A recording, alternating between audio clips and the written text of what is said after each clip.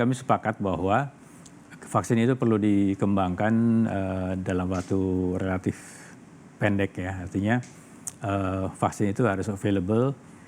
Gunanya adalah satu tentu untuk memutus rantai penularan, membangkitkan kekebalan di masyarakat, dan kita harapkan memang bisa mengurangi bebannya ya, beban masyarakat.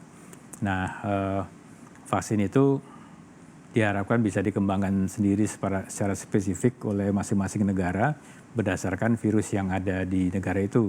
Termasuk Indonesia. Termasuk Indonesia. Tapi tidak semua negara punya virusnya, dan mungkin yang sudah berhasil mendeteksi belum tentu bisa membiakkan itu.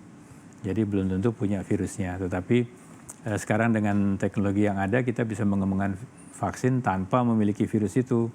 Jadi misalnya dengan pendekatan bioinformatics itu kita bisa mengambil informasi yang ada di gene bank atau di GSAID itu, rangkaian genetik dari virusnya. Kemudian kita cari bagaimana yang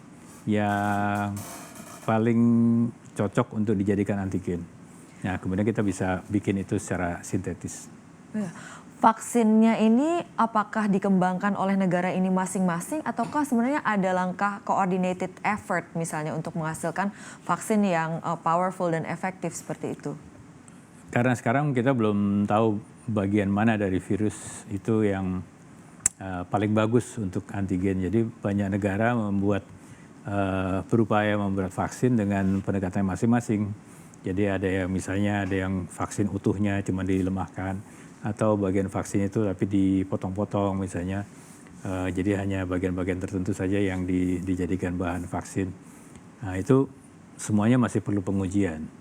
Artinya pertama diuji apakah dia efektif membangkitkan respon imun, kemudian respon itu bisa melindungi si pasien itu, dan yang kedua vaksin yang diberikan itu tidak memiliki efek samping atau efek yang tidak diinginkan terhadap si pasien. Nah, itu yang harus melalui pengujian. Normalnya itu butuh proses yang cukup lama. Berapa lama Pak? Karena kan kita tahu kasus ini merebak akhir 2019, Betul. Sudah hampir berjalan 4 bulan. Apakah ini masih dalam timeline yang istilahnya memang sewajarnya kalau misalnya kita berkaca dari pengalaman penanganan MERS dan juga SARS sebelumnya? Ya, WHO sendiri memperkirakan dibutuhkan waktu 18 bulan.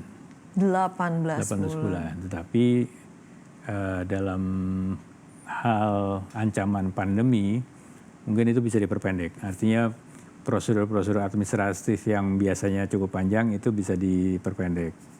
Nah, jadi pengujian yang besar-besar mungkin tidak perlu dilakukan, hanya pengujian terbatas, sehingga vaksin itu bisa cepat dipergunakan.